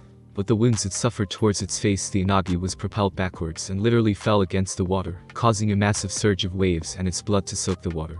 The civilians that were watching became slack-jawed at the scene, as no one in the village was able to stand against the Inagi and survive. But these two men made it look like a chump in a span of 2 seconds. With that said, the two men looked at each other. "You know what, I'm tired, can we continue this some other time?" said Hidan as he nearly dropped his scythe. "Yes, let's end this fight, I've grown tired of it too," spoke Naruto as he deactivated his left Eternal Mingekyo Sharingan. However, his right Eternal Mingekyo Sharingan was active. "Tell me, Hidan, are you the traitor to the organization?" Within his mind, Hidan could hear a demonic voice, almost as if it sounded like screaming and nails against a chalkboard mixed together. "You will obey," spoke the voice within Hidan's mind. He couldn't fight against it. It held every part of his body. Its teeth was against his neck, and its whispers were bells in his ears. Its claws dug in deep into his flesh. Was this fear? "I am no traitor. I have not thought of betraying the organization," spoke Hidan with a dull voice, obeying the command of his master. It was too late for the silver-haired man. He was under Naruto's control, forever. He was under the effect of the Iron Fist subjugation of the Tyrant Emperor. Naruto could even talk through the person, as if he was actually there, so Hidan saying he was tired, was actually Naruto saying those words through Hidan. He fell under its grasp when the Inagi appeared, a small moment where he looked into Ryu's eyes, just for a split second, but to Naruto, it was all the time in the world. "Go and don't kill anyone, do what you want till now and when I have need of you," spoke Naruto as he deactivated his Eternal Mingekyo Sharingan. They both walked off the lake and rejoined their respective partners. Kakazu didn't really care about what happened, though he did stitch together Hidan's wounds. Konan meanwhile, she really didn't know how to feel, ever since Sabito. Hours later, Naruto was standing in a hotel room that Kakazu had booked for all four of them. He was currently garbed in black shoes and black business pants, but his torso was fully bare. He was going to have to win all the money from Bakuto when he cashed in his money for the tournament. But that was not bothering him. During his training with Madara, Naruto had discovered a lot of things about himself, his past and what he truly was. But one of those shocking things was etched into his very own skin. Something that could never be washed away or removed. He looked down upon his left arm, and channeled chakra into his left arm. Where something appeared on his arm. It was 5 rectangular lines running down his arm from his shoulder, which ended just at his wrist. The lines were deep black, and each had a square upon each end of the shape. Near his shoulder the squares were facing to the left, while near his wrist they were facing to the right. He knew exactly what was upon his skin, something he had seen before. A Juinjutsu, or curse seal. For what he didn't know, but he was testing out his chakra control where he found the Juinjutsu upon his body, and he nor Madara could make heads or tails on what it meant. But they did find out that it inhibited something in his body, but yet they still didn't know what it was for. Naruto heard a knock behind him, where he stopped his flowing chakra and the Juinjutsu disappeared. He quickly got dressed in his remaining attire, which was a black business jacket, his same black gloves, a black shirt and a yellow tie. He opened his door, fixing his jacket a little, and beheld a sight almost akin to that of an angel. Konan was wearing a navy blue dress with a single strap and an opening by her left leg, which barely did anything to hide her figure. Maybe to add on some sex appeal for those perverts who would be watching her. She was wearing her usual shade of lavender eyeshadow, but was also now wearing a shade of blue lipstick that looked very expensive, as she used Naruto's money to pay for it. Naruto couldn't explain it, but he felt allured to her for some reason. Her form looked entrancing, the look in her eyes, the way her body moved. He was either looking at a woman or someone that was above man. She was also wearing her paper flowers, and the hair clips he gave her as a birthday present. "Eyes on the mission, not my breasts," spoke Konan when she found Naruto stripping her down with his red eyes. The blonde jumped back to reality and left the room with Konan, who laced her arms around his own, saying that they would blend in some more, if they actually looked like a couple. When they arrived at the gambling tournament, they found that people from all over the world were there, each with different styles and dresses. There were fat people, skinny guys, posh women, and all other people who had money in their pockets. Naruto and Konan made their way over to a bar that was housed in the casino. When they arrived, they found Kakazu, who was more human-looking and less ragdoll-looking. "Kakazu," spoke Konan as she took a seat in one of the free chairs along with Naruto, who took a seat next to her. "Hello you two, the tournament won't start for another hour or so, and Hidan is in his hotel room sharpening his, well, I don't know what he was sharpening, but I know it's sharp," spoke Konan, which didn't earn him any looks of confusion from both Naruto and Konan. "Bakuto will show up any moment now. Hopefully your little spar with Hidan didn't scare him off, Ryu." "Hidan attacked, I defended. That's all I'm going to say about that," responded Naruto, who didn't really care about Hidan since he wasn't the traitor. "I'm going to look around, don't start a riot," warned Konan as she left the two with men's eyes following her around. Naruto and Kakazu sweat dropped. Would they really start a riot in her absence? "Kakazu, I must ask something of you," spoke Naruto, gaining Kakazu's attention, who was currently cleaning wine glasses for his customers. "I have been given the recent mission of hunting down a traitor to the organization. Hidan has proven to not be a traitor, but I don't know about you. Well, I'm not talking, unless for a price. Spoke Kakazu bluntly as he looked at his blonde-haired compatriot. He saw the Sharingan wielder who was currently wearing contact lenses which were red in color. Naruto pulled out a suitcase and laid in front of Kakazu, who opened the suitcase and beheld a green light in the shape of money, lots of money. There must have been 30 million just in that suitcase alone. Okay, this was a very simple and easy way of convincing someone. No, I'm no traitor, unlike Orochimaru, I'm smart. Scoffed Kakazu as he took the suitcase away, and earned an approving nod from Naruto. Pleasure doing business with you. Spoke Naruto. I know what to do from now, just let me handle it. Except what kind of game does the gambling tournament circle around? You'll find out, there he is. Spoke Kakazu, which made Naruto look over his own shoulder. And there he saw him, Bakuto Poka. Shinobi thief in common. Bakuto was a tall man, with platinum blonde hair and worn in a Caesar cut. He also had blue eyes the same shades as Naruto's former eye color. He also had a goatee the same color as his hair. He also wore multiple earrings over his eyes from hoop to stud. And he simply wore an all-white business suit, and was currently fixing his tie. On each arm were two women, a redhead on his left and a brunette on his right. From his clothes to body language, even his shouted asshole. Naruto just looked at him as he would usually look at a person. Uninterested with the world around him. He then saw Konan strutting up to him wearing a radiant blue dress. She stopped near him and started nibbling on his earlobe, forcing the blonde to keep down a moan at her current manifestation. However, Naruto was informed that she would be his date for the evening, so such behavior was not entirely unexpected for him. Play your role, and keep up your poker face. The game is very simple, and you will catch on to the rules in no time. Just let me do my thing and we'll be fine. Whispered Konan in between her nibbling of Naruto's ear. He soon caught on to what she was saying. She would use her paper powers to cheat during the game, so Bakuto would lose all his money. They walk home rich with the thief's dead body in a ditch. Good luck, whispered Konan as she took a seat next to him. Will all contestants make their way to the gambling table? Repeat, all contestants make their way to the gambling table. Spoke a voice on a large stereo for all to hear. Naruto was about to leave the bar and take his place, but not before having an idea pop in his head. He inched his head closer to Konan's, where a small space was created. Konan herself felt a soft pressure against her lips, and didn't realize it until it happened that Ryu had kissed her. It was chaste and quick, but still the effect was there. It was like lightning bolts shooting through her, and mist clouding her mind in euphoria. Last time the two had kissed, she was the one that started it, but there was no doubt that the roles were reversed. She then felt her partner's lips leave hers. He inched over and whispered in her ear. That was a thank you. And quickly left to take his seat by the gambling table. Konan, watching his retreating figure, brought her fingers to her lips, almost as if missing the feeling of the action. She now knew that he thanked her for wishing him good luck. Sometimes people would thank others just for the simplest actions, but yet, it was those actions that improved everyone's lives.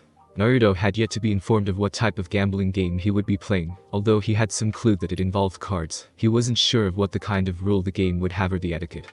Although he would have no problem since Konan would be assisting him with the game.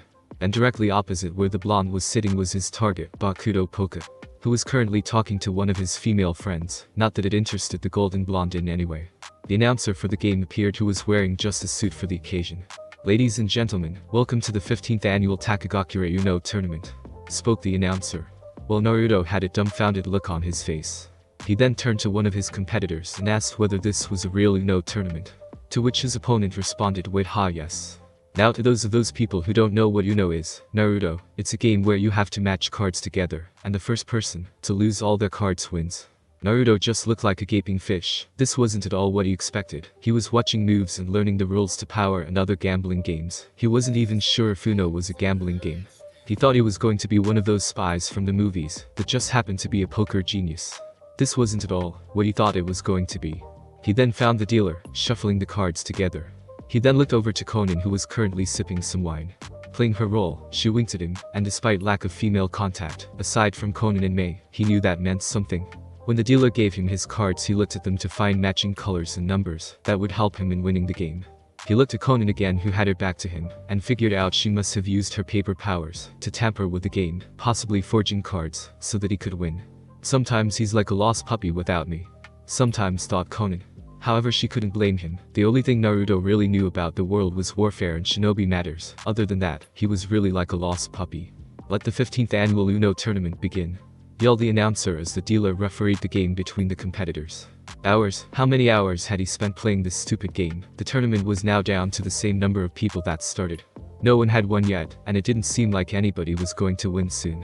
Bakuto, who was seemed to be giddy like a schoolgirl kissing her crush, Naruto seemed to have lost all faith in this mission. He found everything he was doing to be incredibly stupid. If only Itachi was in his place and not him. Because he felt like dying all over again just so he could stop playing this dumb game. But he felt like dying again. And Bakuto was persistent. He kept having Naruto draw cards, so he wouldn't win the game. The shinobi thief felt content in making Naruto bored out of his mind playing the game. And finally down to his last card, which was yellow and had the number 2 on it. Did he place it on the pile, where all the other cards went? Did he finally win the game? I think I know why the writer skipped over all of the game, just because he's lazy and wants to finish it up so he can post this new chapter. Spoke Naruto, breaking the fourth wall, and surprisingly only 2 others had discovered this fact also. We have a winner, yelled the announcer, and soon handed Naruto the scroll that contained the whining pot of 900 million Ryo. Bakuto huffed a little and left the table, secretly worrying like hell since he just lost all of his money during that game. Naruto slumped out of his chair and began the phase 2 of his mission. Konan and Kakazu, seeing Ryu moving against Bakuto, followed suit and began tailing the thief to the roof of the building. When Naruto made it to the roof, he hadn't changed out of his clothes and was still wearing his black suit. He found Bakuto leaning against a railing, seemingly admiring the stars. Naruto slipped a kunai out of his sleeve and enhanced its lethality with wind chakra and threw it at Bakuto, where it pierced right through the man's head and quickly fell to the ground with a thud. And at that moment Konan and Kakazu had joined him, and both seemed pleased that the mission was complete. Only sensing the well-hidden chakra at the last moment, Naruto saw a large human-sized card circle around Konan and Kakazu, before Bakuto appeared before Naruto in a puff of smoke. When the man snapped his fingers, Konan and Kakazu were missing, and Bakuto just stood there with an annoying smirk. I knew it wouldn't be that easy to kill you, spoke Naruto depressingly. I'd rather we just skip the formalities, spoke Bakuto as he snapped his fingers. Bakuto went through some hand seals for a jutsu Naruto didn't recognize. Gambling cards dice transformation, spoke Bakuto as he pointed his finger at Naruto, who suddenly turned into dice with one of the sides having his face on it. What the fuck just happened? Thought Naruto as he was bouncing around as dice. However, the blonde discovered that we could still move around to some extent.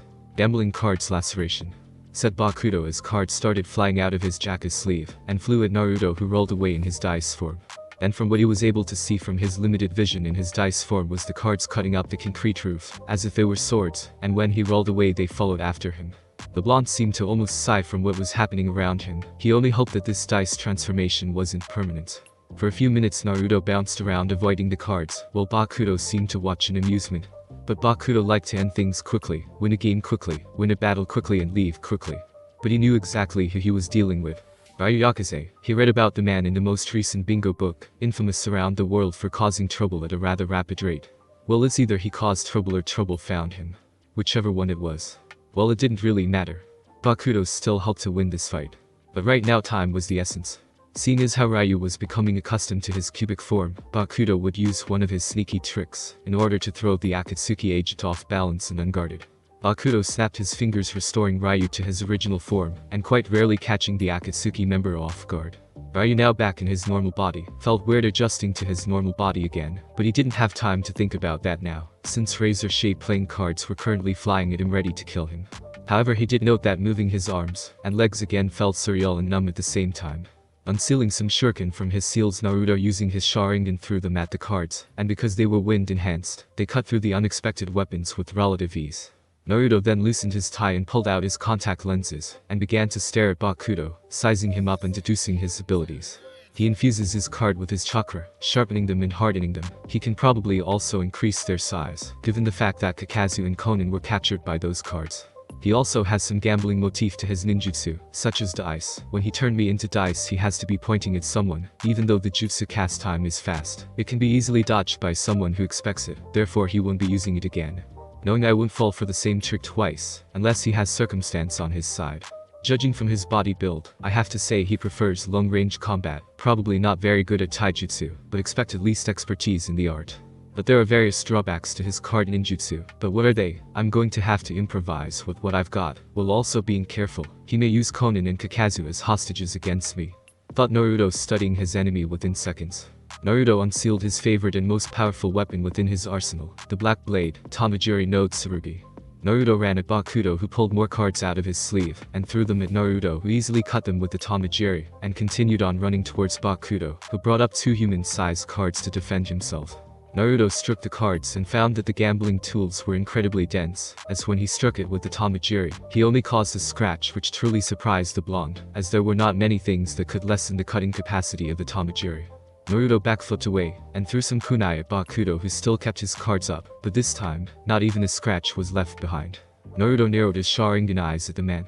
Those were the same cards that took Kakazu and Konan. Naruto figured out that instead of increasing the size of the cards, Bakuto had two types of cards, one small and light, while the others large and dense. He must have been pulling his playing cards out of a seal, much like Naruto's own seals. Seeing as how those cards were fast, Naruto stabbed the Tamajiri into the ground, and wendo hand seals for one of his jutsu. Lightning release, thunder palm, spoke Naruto as he held his hands forward, and streams of lightning shot out from his palms. Bakuto, seeing the lightning incoming, readied his defensive cards where they shielded him from the attack, but caused a small explosion on impact, which made him roll across the concrete ground from the shock of the explosion. Turning himself over so that he was facing the sky, Bakuto saw Naruto descending down from with the Tamajiri ready to stab him. Using quick wit and a cunning mind, Bakuto brought out one of his defensive cards, only this time it had a stronger defense than the last one. When Naruto saw the card in front of him, he stopped his blade from stabbing the card just before he landed on the ground. What made this card so special was the fact that Naruto could see Konan looking back at him from within the card. She was staring at high with white eyes, trying to grasp the situation they were both in. Naruto jumped away from the card before Bakuto could try to attack him again. That was a cheap trick that Bakuto just pulled, but Naruto had to applaud him for it, for using such a tactic. With it, Bakuto would have the perfect defense as Naruto was unwilling to hurt Konan or Kakazu. Bakuto then got back onto his feet and dismissed the card that Konan was housed in. He now knew that he had leverage against Naruto, to which he could use to exploit from Naruto. Bakuto then summoned 4 normal-size playing cards, and threw them at Naruto, who predicted the move with his Sharingan. Instead of dodging or countering with his own tools, Naruto, with precise timing and skill, grabbed the cards out of the air, twirled around without losing momentum, threw them back at Bakuto, who was surprised by the action, but quickly broke from the stupor and shielded himself by placing his arms in front of his face. The cards grazed past him, tearing up several places on his suit and creating various wounds on him, one injury even on his cheek. Naruto, seeing everything, was surprised at inaction. He knew the cards acted like his Ash release, and if someone was sneaky enough, they may be able to turn his Ash back against him, as the Ash obeyed his command. But such a thing didn't happen for Bakuto. He in fact tried to protect himself from his own controllable tools. That was it, that's the drawback. If Bakuto's cards were possessed by another, then Bakuto could be attacked with his own cards, despite his chakra infusing them. Naruto had to say, but this was an interesting weakness to the cards and ninjutsu style of the shinobi thief. And since Bakuto didn't summon his defense cards, it also meant that those cards couldn't protect themselves from the cards themselves. The only things that could truly harm the cards were the cards themselves. Man, that weakness sucks. But knowing this didn't ensure victory for Naruto. Since Bakuto must know this too, he would be even more careful to how this battle will go about. Naruto wouldn't use his Ash release. Those sorts of jutsu will be dangerous to both Konan and Kakazu, since Ash release was mainly offensive, and not the other way around, and even Naruto would admit that it was difficult to control. Since he would have to guide every single particle blade that made up the Ash, and from doing that, he could make a mistake. Yes, even someone like him would make mistakes at some point. Bakuto, trying to hold back his anger at what was happening, went through handles for a jutsu of his to confuse and attack Naruto, what would possibly give him the upper hand in this fight. Gambling card surprise jackpot, spoke Bakuto as many of his life-size started circling around him. And before he knew it, Naruto saw him vanish. It didn't take the blonde long to figure out that he had hid himself amongst his cards, and was of course trying to catch him off guard. But he could only see the back of the cards, which had no pictures on it other than a unique pattern. The cards circled around him, passing by each other and mixing together. Naruto jumped away from them, but the cards only followed him, but only revealed the back of the dense piece of paper. Naruto sensed to his left small cards that would have skewered him if it wasn't for the Tamajiri cutting their way through the amazingly strong paper. He tried to focus again, where those attacks came from, but found nothing but the moving cards. It happened again, but this time on his right. He knew he couldn't defend himself from the cards forever, and using eternal Mingekyo Sharingan techniques may exhaust his chakra when used in rapid succession. But still, Naruto focused more chakra into his Sharingan, trying to look for a larger chakra among the cards, and he discovered 3 large sources, one of which belonged to Bakuto, and the others Konan and Kakazu. He readied his Tamajiri, and with a great rush of speed slashed the card Bakuto was hiding in, since his chakra was smaller in size than Konan's and Kakazu's. Bakuto, surprised that Ryu was able to find him faster than he anticipated, received a large gash on his chest where Naruto's sword cut him. He jumped away and had his cards close in on Naruto by flying towards him, trying to cut him into pieces. However, Naruto, with his combat sense, Sharingan and sensory skills, jumped in the air, twisting his body and allowing the cards to pass by him, effectively evading the attacks, and he was able to glimpse Kakazu in one of the cards. He landed back on the ground and rolled backwards, where he threw the Tamajiri at Bakuto, who barely dodged the incoming sword. However, what he didn't expect to find was the Tamajiri twisting itself in the air and coming back towards him, trying to slash him again. Back ducked at the last second before his head was nearly chopped off. He was crouched on the ground with little place to escape. He then felt a shadow over him, and looked up to see Naruto coming down upon him with the Tamajiri in his hand, and ready to slice him in two. Bakuto couldn't dodge the sword, so he brought out one of his defense cards which Konan and Kakazu were currently inhabiting.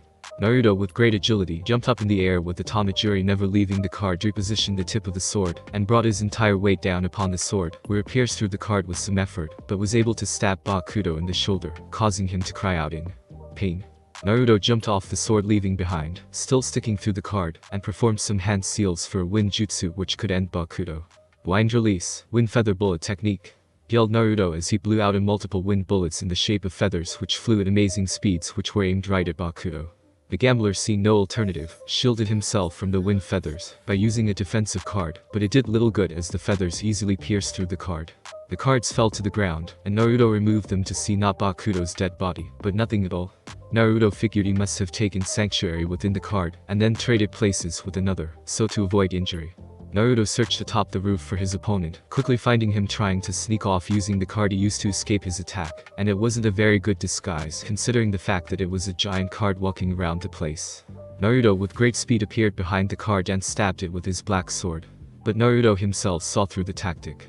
He quickly pulled out the Tamajiri from the card with speed and agility. The card itself burst into smoke shortly after. He placed the end of the pommel on the sole of his shoe, with finesse and timing, that when Naruto kicked his foot, it acted as if an extension of himself, as he was able to stab Bakuto in the chest when the man was trying to sneak up on him.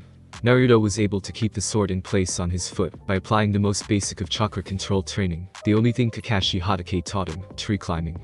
However, Naruto took it to the next level by applying his Kenjutsu style to the exercise. By creating a style that only his imagination could think of. Kenjutsu, fighting with your feet. Naruto would use the basic chakra control to hold the pommel of the sword in place, and with it, he can use jutsu without having to put his sword away. Even Madara admitted that he had never thought of such a genius way of using Kenjutsu and jutsu at the same time. And even he said that he didn't have the agility to utilize such a thing. Even though it sounded easy, it was actually not, as it required great dexterity and flexibility to perform. Naruto would have to use his entire body, not just his legs, to use the fighting style. Bakuto with the sword in his chest coughed a little, but there was no blood, and Naruto could see that it was some clone as it dispersed into many small cards. He then saw the large defensive cards scurry round on the ground. And Bakuto appeared out of those cards with his clothes having blood stains on them, and wielding two of his massive cards as swords, while also having two others float around him ready to attack Naruto. The two met a clash of cards and swords. Bakuto, who never had any real experience with Kenjutsu, was being outclassed by the much more experienced blonde. Even with two other cards assisting him in the sword fight, it was still not enough for Bakuto to win. And what was worse was that he couldn't read the line or pattern of attack. He had never seen such a sword style before. He didn't even know if such a style existed until now. He had a few more tricks up his sleeves that could possibly give him the edge that he needed, but it must be employed perfectly for it to work. Bakuto blocked another sword slash from the blonde, and jumped back to cover some ground. He inspected his wounds. They were deep, but not life-threatening. As long as he ended this soon, and didn't expend his chakra foolishly, he may come out of this alive. Bakuto went through some more hand seals for a jutsu. Hopefully this one Ryu couldn't figure out. Gambling cards fortune, said Bakuto using one of his strongest techniques. And soon cards twice the size and white as men circled themselves around Naruto, and each with flashing an X or no at fast-paced and irregular intervals. Win the game and you win, said Bakuto, who was outside the cards. The technique was unique as the one caught in it must choose the right combination of X and O's in order to win, or else they would die. Naruto with his Sharingan was trying to deduce what was happening and what the big letters meant in the meantime. He knew it was some kind of code, but what the code was he didn't know. But that really was his goal in the meantime. Observing the jutsu in the process, he selected an O, then an X, then two more O's, but it had the opposite effect in the form of flying kunai shooting from one of the large cards. Naruto, seeing as no one was watching him at the moment, activated his eternal Mangekyo Sharingan and used his strongest defensive jutsu. Susanoo, a white skeletal ribsit, surrounded him, protecting him from the attack. Naruto was wary of the consequences of those not only discovering that he had the Mangekyo Sharingan but the eternal. It may lead to some hassle that he didn't need at the moment. Once the kunais stopped firing at him, he deactivated his Susanoo and looked back at the cards in his hand. He then selected 2x and 2 Zos, thinking of the idea of complementary but also opposite forces. Or he just selected that pattern just because he liked it. When he selected those cards, all the large ones started dropping to the ground softly. To him, this was an incredibly stupid jutsu that even a child could unravel. With the cards in his hand, he simply threw them at Bakuto, who was sliced up by the cards, creating more wounds on his body and panting heavily from exhaustion. Naruto, on the other hand, felt like he could continue fighting for days on end with the rate he was going. He wondered what kind of trick Bakuto would pull next. He had little doubt that it was going to be something related to his gambling habits. Feeling as if he had no other choice, Bakuto decided to pull out his trump card. Haha, not sure if pun intended or not. Bakuto went through hand seals for his strongest jutsu, one that could help him win. He had to play his cards right, no pun intended, so he could at least escape alive. He now knew that he couldn't win against Ryu if this jutsu wouldn't work. The Ma was too strong and smart. He easily found the weaknesses in his ninjutsu, and was able to deduce his own fighting style. The Sharingan could read far more than predicting movements and copying ninjutsu. Gambling cards, house of cards, spoke Bakuto, where numerous amounts of cards flew out of his sleeve and started changing in size. Started stacking up on each other, forming a literal house of cards that took up most of the roof's space. Naruto, with his Sharingan, was able to see a massive buildup of chakra within the cards, and even more chakra in some of them. He deduced that Kakazu and Konin must also be among the cards forming the house. And while the cards were stacking themselves, they piled on top of him, blocking his upward view of the world. He looked around him to see the dense pieces of paper surround him. He was seemingly at the base of the house, while he could sense that Bakuto was in one of the small spaces in the house. However, what was strange was that there were numerous amount of exits that Naruto could simply walk through. He raised his eyebrow in intrigue at such a thing. Why expend so much chakra on this jutsu, but allow your enemy to exit the jutsu and attack? Naruto walked up to one of the openings, and hovered his hand near the opening, but just as he expected, his hand pressed against something solid and invisible. A barrier, thought Naruto, at using an ingenious way of trapping your enemies and preventing their escape. Naruto only had time to raise his blade before a kunai came shooting out from one of the cards on his sides. He narrowed his eyes in suspicion at such a thing. He then raised his sword again to block another kunai that came from another card. Survival instincts kicking in, he rolled away just as Bakuto almost wounded him from above. Slightly forgetting about the cards, Naruto's body crashed against one, but funnily he seemed to phase to a different part in the house. Naruto raised his eyebrow at his curious escape. This jutsu, it utilizes barrier ninjutsu and some weak form of teleportation that somehow allows him to pass through his cards, thought Naruto as he walked up to a random card. He pressed his hand against the card where it almost seemed like he was swallowed by some liquid. He then felt something tap his head in his hand. He looked up to see his hand sticking out from the card above him. He still kept his empty look on his face. He snapped his finger, where the interdimensional hand also snapped its finger. He commanded the hand to scratch something, and it from his elevation, scratched the top of his hair. Naruto pulled his hand out from the card and inspected it as if it was alien to him. He pressed his hand into the card again and looked up only to see that his hand didn't stick out of that certain card.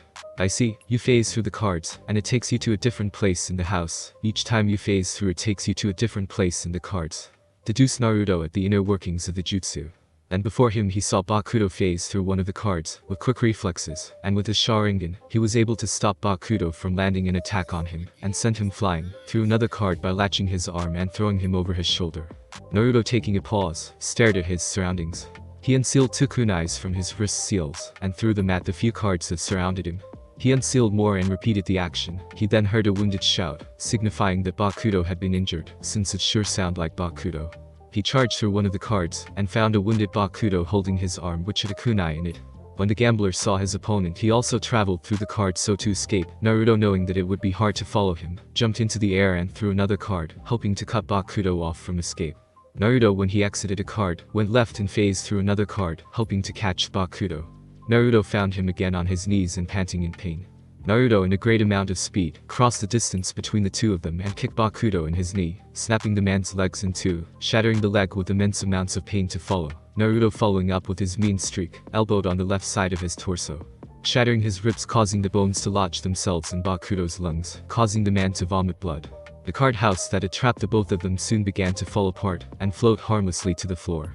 Naruto, who was high up in the house, landed on the ground gracefully. He heard a thud where Bakuto landed, unable to move or speak, because he was choking on his blood.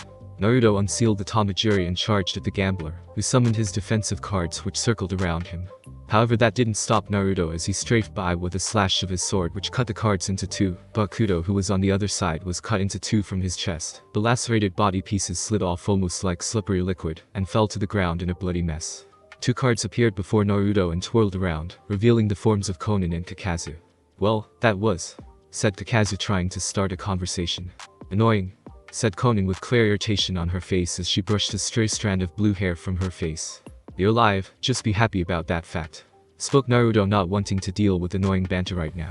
Kakazu, seeing the dead body of Bakuto, scurried over and sliced the head from the shoulders and sealed it in a scroll. All he really needed was the head, but the body was preferable. But since Ryu went and decided to cut him, the money we won from Bakuto has been forwarded to the Akatsuki's bank account. "You're no longer needed here," spoke Kakazu to Konan and Ryu. "If you're looking for a place to stay, comfortable, easy and cheap, try Black Knight Town. It's not far from here, and it's located in a place where Konoha no longer station their patrol units," spoke Kakazu, earning a nod from Konan while a blank look from Ryu. Kakazu left the two and Naruto and Konan left shortly after. Far away among the trees and leaves was someone who was watching what transpired through a telescope and was just out of range for even the most masterful of sensors. The only thing you could see of the man was his pink hair and his Konoha flak jacket. However, the man was currently slack-jawed and had a look of surprise crossing itself over his visage. The source of the look was the blonde-haired man he had been watching for a while. "Is it you, Takirufu?" Thanks for listening. I do hope you enjoyed. If you want a next part of this video, like, subscribe, and comment down below, and turn on that bell notification. And also check out the other videos that I have created and enjoy. See you in the next video. Peace.